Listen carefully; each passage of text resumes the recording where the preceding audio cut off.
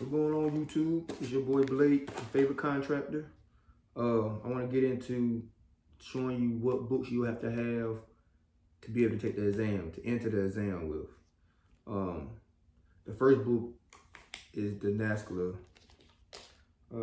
Contractor's Guide. It's basically the business law book. I don't know if you can see that. It's the business law book. And like I said, it's 20 books that you can study out of, but 8 of the books you can actually take into the exam. I think I only took in 5, but I'm gonna show you. Well, actually, I took in 1, 2, 3, 4, 5. I took in 6 books, and I'm gonna show you the 6 that I have. The first one was one of the most important books. It's gonna be this NASCLA Contractor's Guide book. It's basically the law book, project management, things of that nature. It has a lot of the answers in it. And you have to make sure that your book is tabbed right and highlighted. You can't write in none of the books. By their rule, you cannot write in, actually put no handwriting in it, but you can highlight and you can circle. And your tabs need to be permanent tabs. You want to make sure they have to be able to tear the page. I went in there one time and to take the exam, and they made me put a staple on the tab. You see that right there? I had staple to make it permanent because they said I could pull that off. Like I said, they'll turn your way if you don't make sure you get it all right. So definitely gotta have this book. And in a certain states, like when you do your like when you ready to get it in other states, every state requires a law part of the exam. Some states does it separately. North Carolina does it together. But if you was going, when you want to go get your like South Carolina or Tennessee, you have to take the law for that state, because every state has a different law. So you basically just need the law book like this for that state.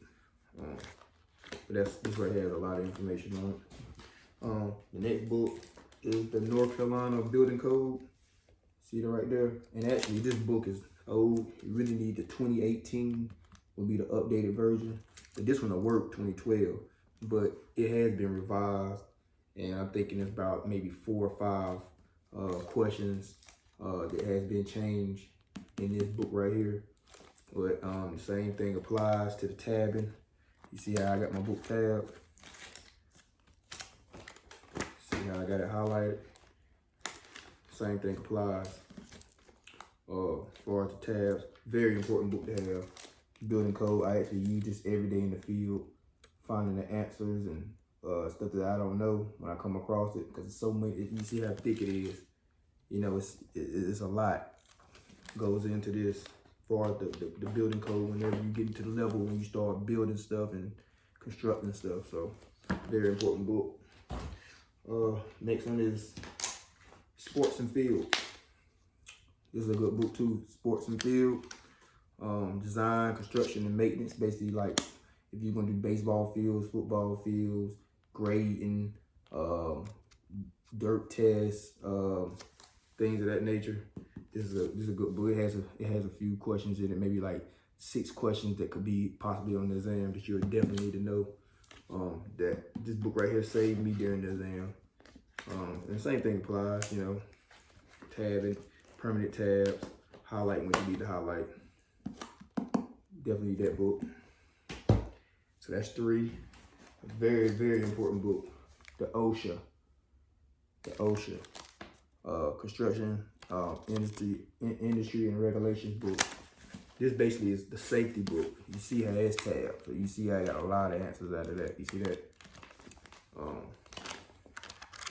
See that?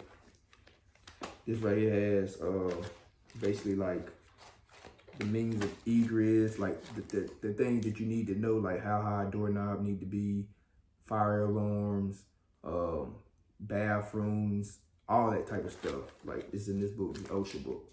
So you can definitely gotta have this book right here. And I still go to this book when I'm doing big projects. Next book, the Contractor's Guide to Concrete. I didn't even take this book in. You know, I knew enough about concrete not even take this book in. So, but if you don't know nothing about concrete, you definitely need to take this book in. the Contractor's Guide to Quality Concrete. And there's a masonry book like this too, also that you could take in. The masonry book for like bricklaying and everything like that. I knew enough about it. I just studied enough and I didn't take it in. I didn't see the need it. Pipes and excavation. I didn't take this book in either. I just knew enough about grading and you know, dirt and the safety part about that. I knew enough about like laying pipe and stuff. Laying pipe, I know a lot about laying pipe, but I didn't even take this book in, but it's a good book to have if you don't know. This is another one that's really good. The Manual Construction of Steel Decking. It's another good one right here. SDI. It's SDI. We got a manual on basically like the formulas for if you do like roofing and decking, metal decking. That's just basically like all the information on it. It's just basically like a pamphlet, if you can see that. So, hope that helped anybody right there. Like I said, make sure your books is tabbed right. Make sure they're highlighted right. They will deny you. Like I said, you only can take 8 books into the North Carolina General Contractor exam. So, don't come showing up with a whole bunch of books. They ain't gonna let you in. And in my opinion, study well and only take the minimum of books you can in, because you really got about 2.2 minutes per question on the exam to be able to stay on task to pass it. If not, you're gonna run at the end. So take in, I think I took in 4 to 5 books is about the max that I would, because like I say, you still gotta do blueprint reading in there. You still gonna have some blueprint questions. You're gonna have a lot of concrete questions in there stuff that you need to know. So I wouldn't take a lot of books in, because you're gonna have to be trying to flip through all these books. But you know what type of person you is, you know what type of studying you do, so you'll figure it out. But study, learn your strategy, and go in with a good strategy. The only way that I see that you're gonna really be successful at passing this exam. But I don't recommend taking all the whole 8 books. I mean, I guess you could, because you never know, you might need to flip through one and find it. But in my experience, I mean, that's a lot of books to be flipping through. But if you take the NASPLA, then you're talking about 21 books, taking 21 books in. And I just don't see how possible you could flip through 21 books to find the answers. I mean, in a timely manner. But they designed it that way, so I'm guessing somebody does it. So hope this video helps somebody. Till next time, peace.